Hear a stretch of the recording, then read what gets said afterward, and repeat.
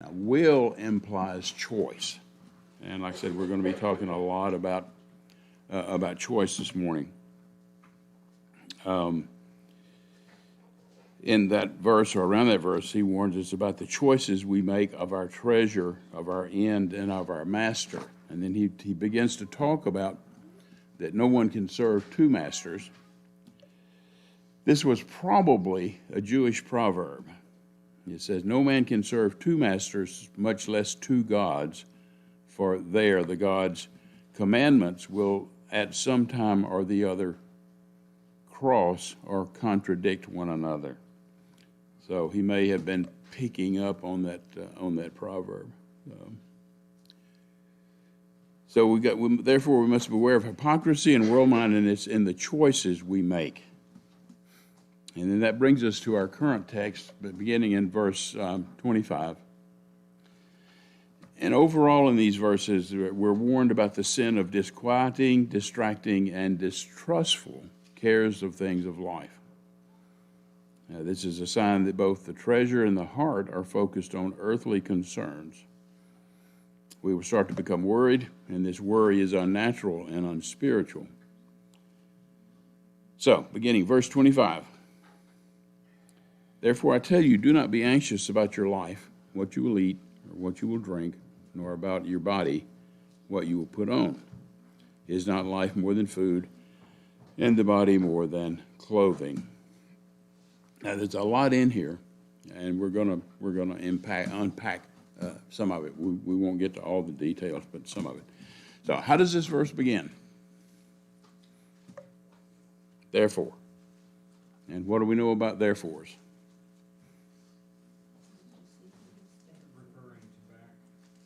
Well, yeah. Therefore, you have to see what it's there for. And it does connect two thoughts or two concepts. And in this case, what does it connect back to?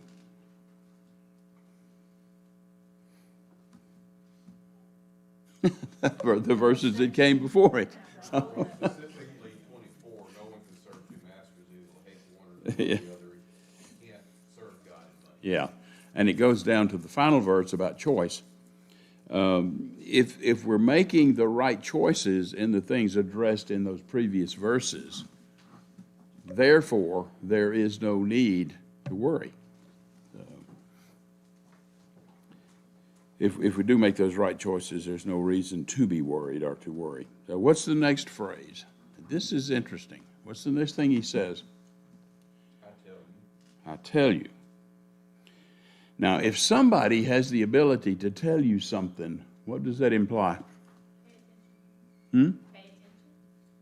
Well, yeah, on our part. But what does it imply about the speaker? Authority, exactly. So here God is, or Jesus Christ is referencing or talking about his authority to give these commands. So it's both his counsel and his command that we take no thought about the things of the world. It says, I say to you, or I tell you. And then as he says that in his authority, both as lawgiver and sovereign. And then there's another component to that. He says this as our comforter and helper, and we'll see that again in a minute. Okay, therefore, I tell you what? Depending on your version. What? Not be anxious. ESV says not be anxious. NASB says don't worry. Net says don't worry. And King James says take no thought. So, primarily what we're going to be talking about is worry. Now, I want to take a real short detour here. There's a difference between anxiety and worry. Anxiety is a bona fide clinical condition that's treatable, sometimes without meds. Worry is a whole different animal. Worry is defined as to torment oneself, notice the active part, torment oneself with or suffer from disturbing thoughts. So worry has a lot to do with thinking, or thinking has a lot to do with worry. Worry is a choice. Now, I expect I'll get a lot of pushback on that one. I have before. But it is a choice. It's unnatural, it's unspiritual, and it's a form of idolatry. In Hal Lindsey's book, The Late Great Planet Earth, you may or may not have read it, he asserts that worry is one of the greatest forms of idolatry in American culture. Now, this is 2021. That book was published in 1970. So that concept is at least 50 years old. And I think perhaps we would all agree that it still is active in our culture. It's called by a lot of different things, but it's still there. And we talked about, I think last week or maybe the week before, that one way to conceptualize this concept of anxiety or to worry is to not see it as a standalone concept, but to see it on a continuum. And that continuum goes from concern, which is useful thinking about a beneficial end, to worry, which is this concept we're going to talk about, to mild anxiety, and then at the other end is disabling anxiety. Now, anxious in ESV, worry in NASB and NET, and to take no thought in King James, all come from the same word. And I won't attempt to pronounce them, but it's 3308, Strong's 3308, which is anxiety, care about, to care, to be anxious, troubled, to take thought. But it's also very closely related to another word, 3308, which means anxiety, or, and here's the clarification, care that brings disruption to the personality and to the mind. So that kind of puts it on this continuum. So Data says to have an anxious concern based on apprehension about possible danger or misfortune. yeah. The what ifs. Nobody plays what if, do we?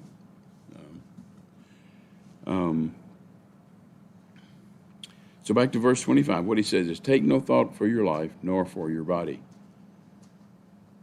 Cease being worried about things of this life, for being worried about these things is a mark of your attempting impossibility. And as I thought about that, we'll see some more of that later. But as I thought about that, I thought, for those of y'all who have seen Platoon, for those of y'all who like Platoon, some of us do not. I do, but some of us do not. If you remember one of the scenes, Taylor says war is the impossibility of reason. Now think about that for a minute. It's the impossibility of reason. And we might translate that into worry. And like I said, we'll expand on that a little bit in a minute. But worry is the impossibility of reason.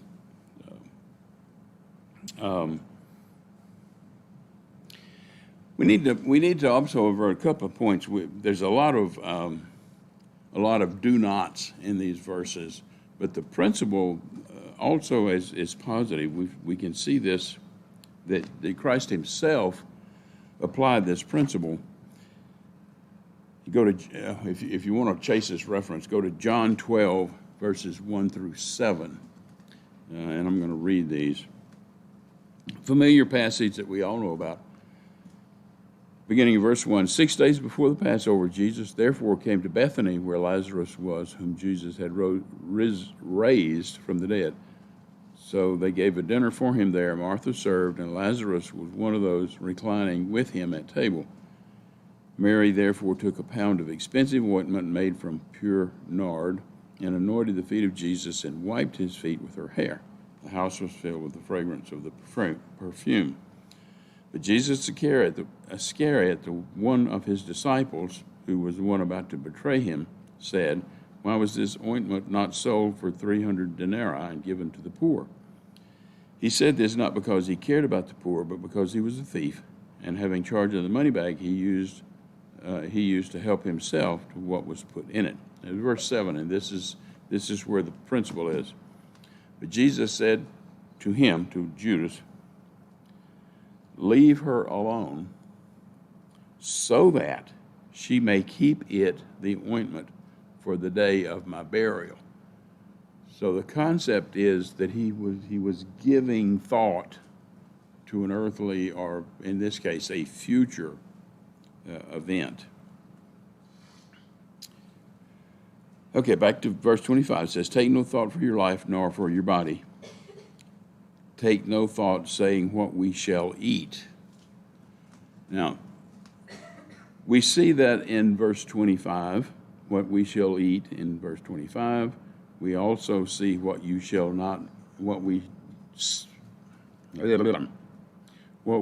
eat in verse 31.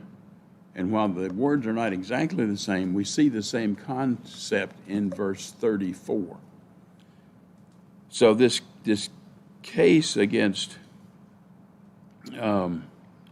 worldly cares, or caution against that, we see that 3 times in these 4 or 5 short verses.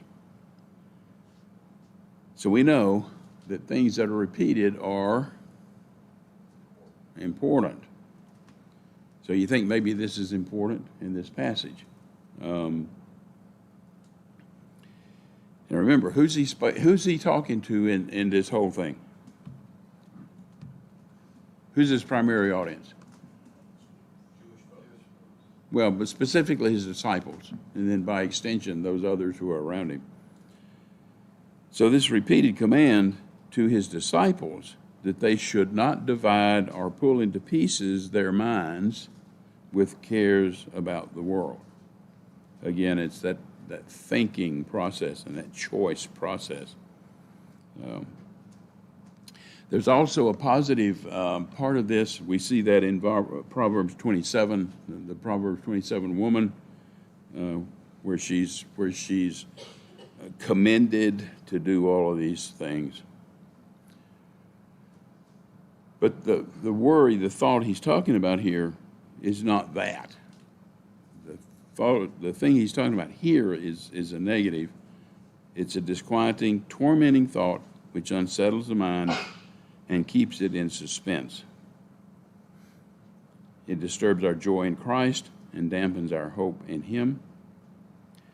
And here's one that most of us can relate to. It hinders sleep, our enjoyment of ourselves, our friends, and what God has given us.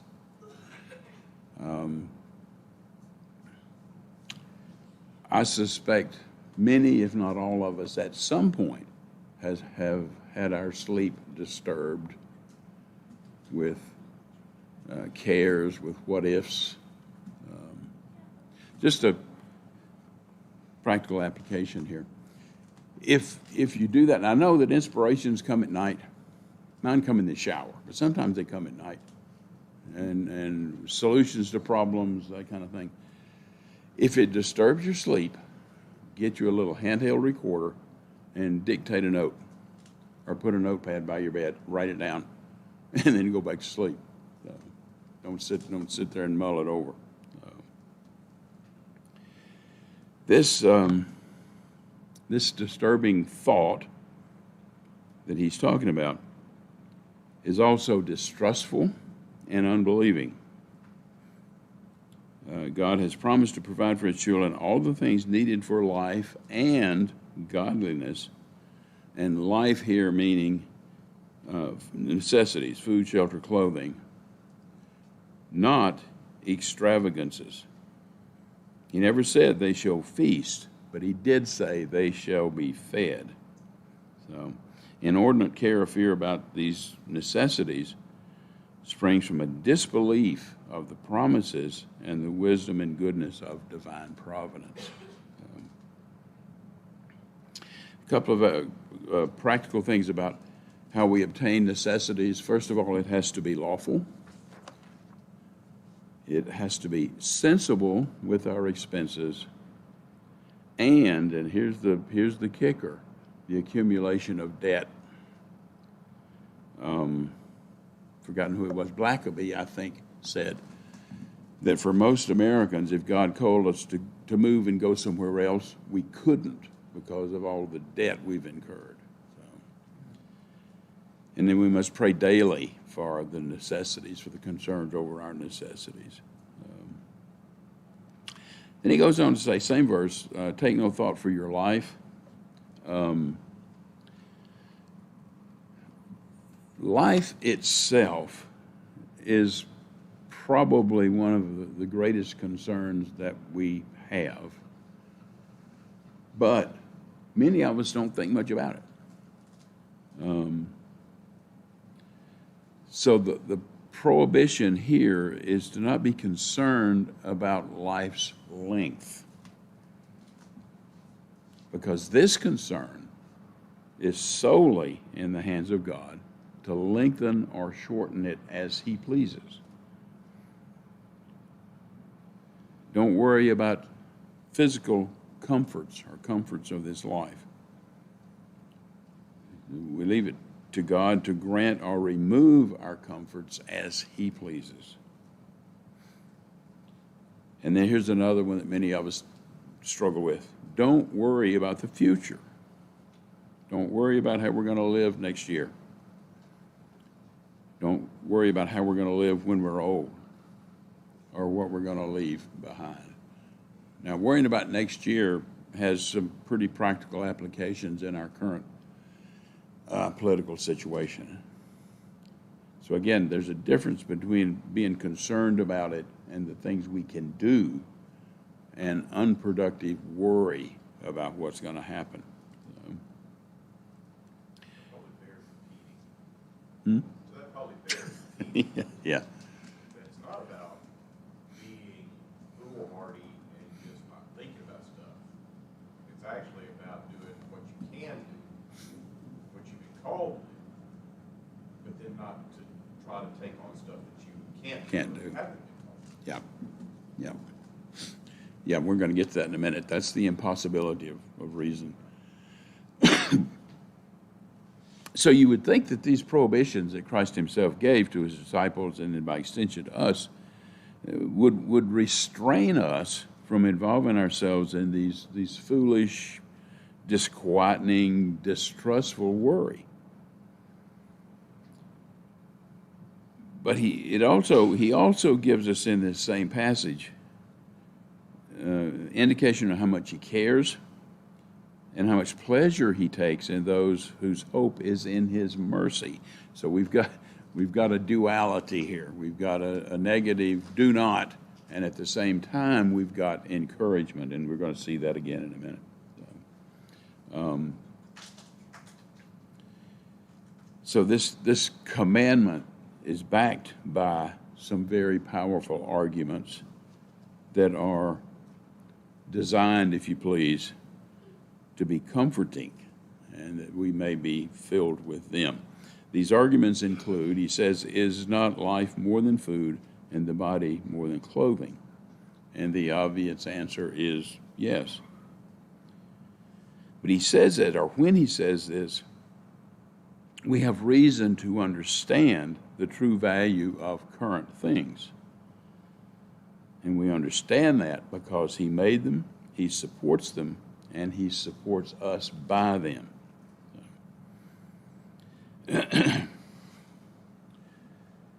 In a sense, life, or our life, is a greater blessing than our livelihood.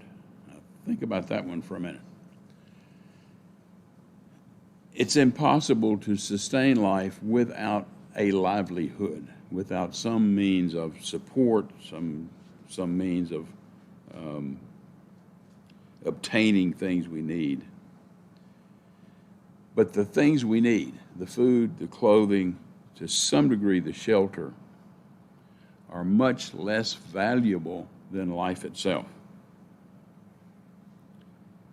The best food, the finest of food, the best clothing come from the earth, essentially, comes from material, physical things. But where does life come from? God. Life comes from the breath of God. So this is an encouragement. This is the duality after the commands do not. This is an encouragement for us to trust God for our material needs and to ease ourselves, to ease our thinking and all the perplexity that we put into worry about these things. If we take care of our souls in eternity, which are more than the body and its life, we may leave it to God to provide for us food and clothing, which are much less valuable. And we're a living example of that. Let's think about this for a minute. God has maintained our lives so far. We're all here. We're all breathing. Best I can tell, we're all alive. Some of us more than others, perhaps. Picking at Lamar, I appreciate your stance, but I can identify with it as well. He's protected us. He's kept us alive. To a large extent, he's guarded us against the evils that we're exposed to. And if he does all of these things, will he not supply us with all the things that we need for life and sustenance? But we often don't think about that, or at least I don't. We often don't appreciate the things that we do have. How often do you appreciate your air conditioner before it tears up when it's hot? Yeah, when it goes out, how much do you appreciate it? Or in the winter when it's cold, a fireplace or furnace or whatever that keeps us warm. How much do we appreciate a roof that doesn't leak? Now, I have leaks in mine, so that's a whole different thing. But generally, our roofs don't leak. We typically don't get wet when it rains. How often do we think about that? These are very simple things. But how often we don't think about them, how often we're not thankful for what he has provided. Okay, verse 26. We're going to move on to the next verse because I am rapidly running out of time. It says, "Behold the fowls of the air, and consider the lilies of the field." Now, we're going to take those things separately. We're going to talk about birds, and we're going to talk about flowers. But again, here's the argument that we take from God's common provision, his common grace toward inferior creatures, and their dependence, according to their capacities, on this providence. It says, look at the birds and learn to trust God for food. We see that in verse 26. And not disturb yourself with thoughts of what you will eat. Now, in our society, I don't think many of us have concerns about what we're going to eat. We may have concerns about how much we're going to eat, but we don't have concerns about everyday sustenance in terms of food.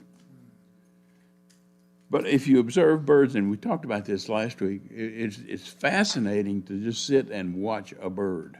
Their behavior is fascinating. You see a bird, a sparrow perhaps, that lights on the ground, picks up a seed, picks up a grain of something. And they do that by God's providence. They're fed without any care or work on their part. They don't plant, they don't harvest, and they don't gather stuff up in silos. A bird makes no provision for their future themselves, yet everyday provision is made for them. So again, this would be an encouragement to us to trust God. Are we not much better than the birds? And again, the answer is an unequivocal yes. Verse 27 relates back to verse 25. So take no thought for your life, nor yet for your body. We've seen this before. Cease being worried about things of this life, for being worried about these things is a mark of your attempting the impossible. The impossibility of reason. Verse 27, which of you, the wisest or strongest, by taking thought, add 1 cubit or 1 inch to your stature or to your age? Now, I'm going on that in a minute. We can't do much about our stature, our height. Girth is a different matter, and we're not going to talk about that one.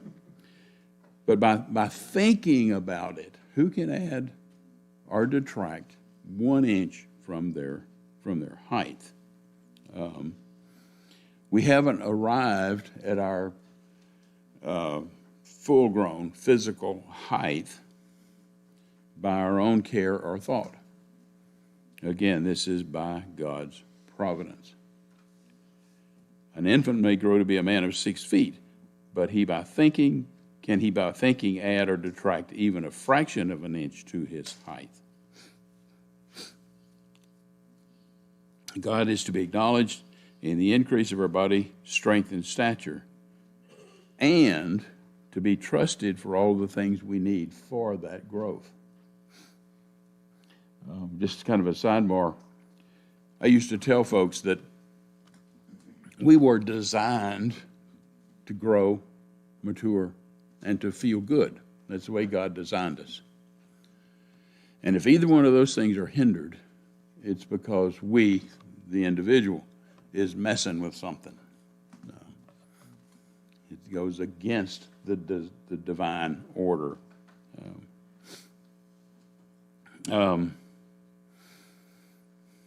So we can't alter our height. We can't alter our stature. But if we thought we could, how foolish and ridiculous would it be for a man who's short, small stature, physically short, vertically challenged, to perplex himself, interfering with his sleep, and to continually think about how he might be an inch taller. He knows that he cannot have any effect on his physical height. He would be better off to be content with his physical stature as it is.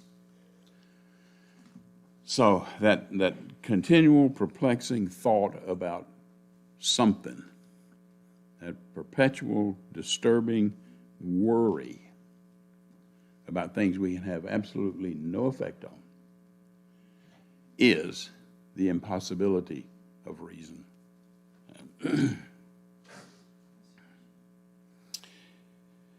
As we do with our physical stature, we also do with our worldly affairs. And he's told us before, he tells us by extension here, do not covet an abundance of wealth any more than you can covet the addition of an inch to your height. We must reconcile ourselves to our state. That's a hard one. Think about what Paul said, I'm content with so-and-so and so-and-so. So we reconcile ourselves to our state as we do with our stature. We are to consider conveniences and inconveniences and to make necessity a benefit. Now, that's a hard differential to differentiate between a convenience and a necessity. Sometimes we think things are a necessity. You know, a new F-150 with all the bells and whistles, from my perspective, is a necessity. It's actually not even a convenience, it's an extravagance. And to begin to make those differentiations. If you're going that far, you might as well get a one-ton.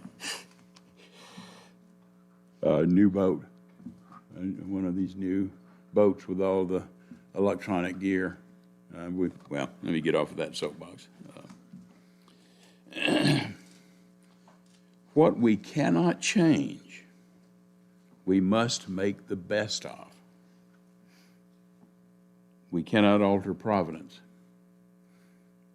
Therefore, we must acquiesce to it, accommodate ourselves to it, relieve ourselves as best we can from inconveniences.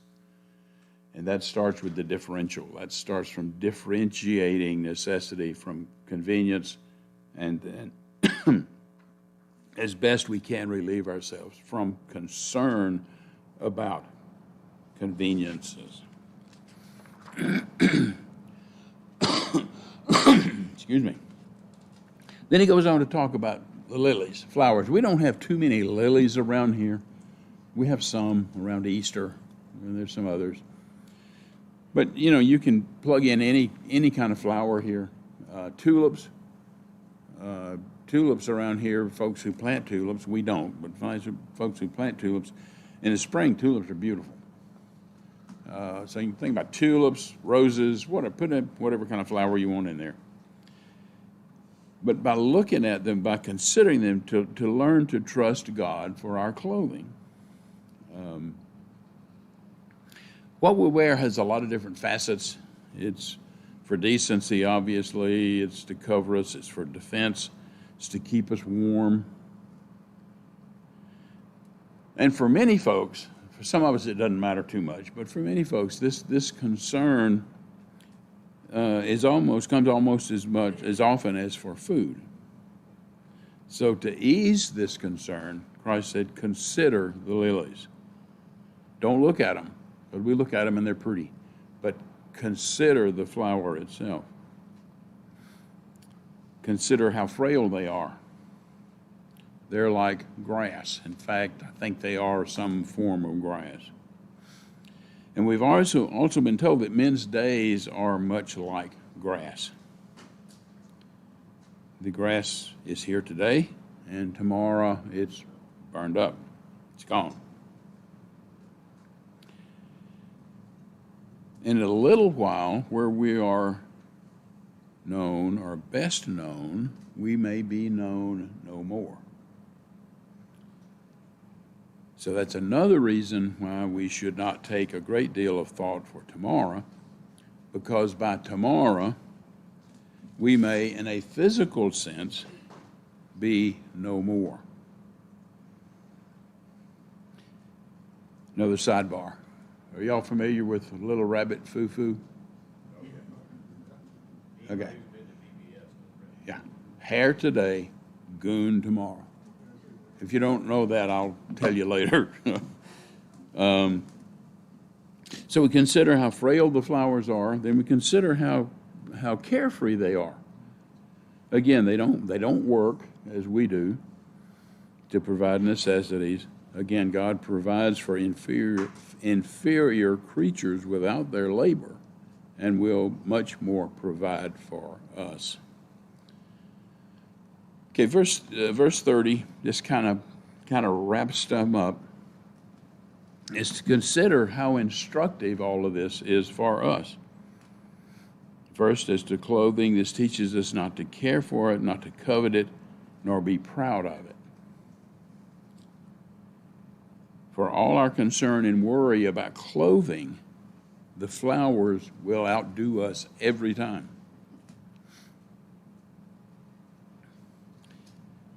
Also, concern for clothing teaches us to cast the care of it on God, to trust Him to provide what we shall put on. If He gives such fine clothes to the grass, flowers, how much more will He give fitting clothes to His own children? So again, this should be an encouragement.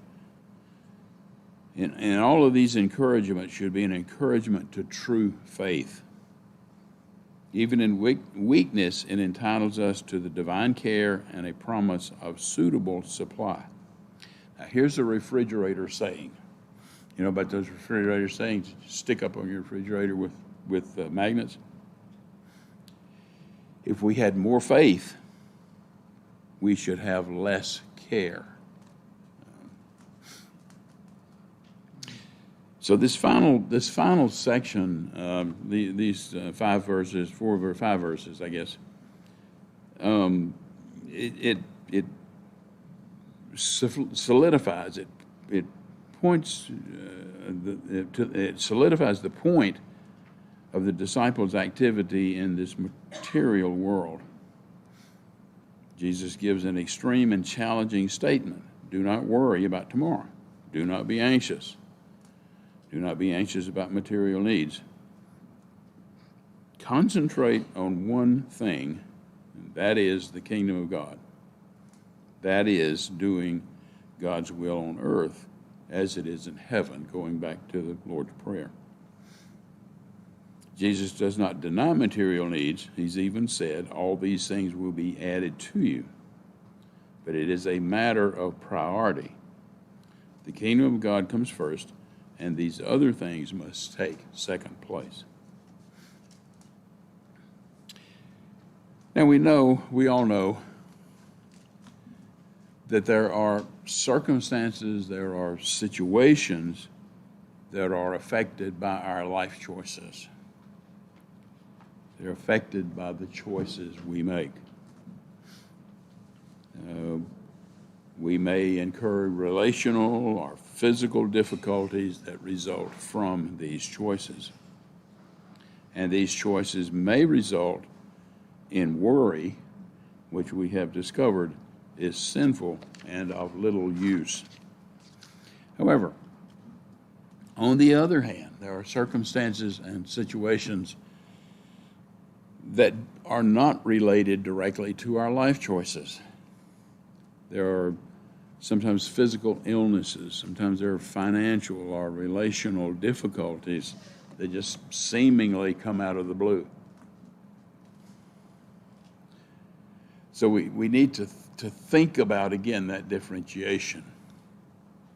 And in light of that, I want to close with a quote from Counsels and Thoughts for the Spiritual Life of the Believer by Thomas Moore. He writes, and he's speaking of Christ here, the heart may wonder, what next? The reply is, he knows. And there you leave it. You must trust and not be afraid. In the way of his appointments, he will hold your hand and thus guide you that you do not wonder. He will keep your feet and thus sustain you that you do not stumble. He will strengthen your heart and thus encourage you that you do not fear. He will be your light and thus cheer you that you do not doubt. He will be your strong tower and thus defend you that you be not overcome. Indeed, he will be all that you need so that you may truly and continually say, the Lord is on my side, I will not fear. He knows the way that I take. And with that, I will stop. Almost on time. Got a little time. Take a break, get a cup of coffee, and we will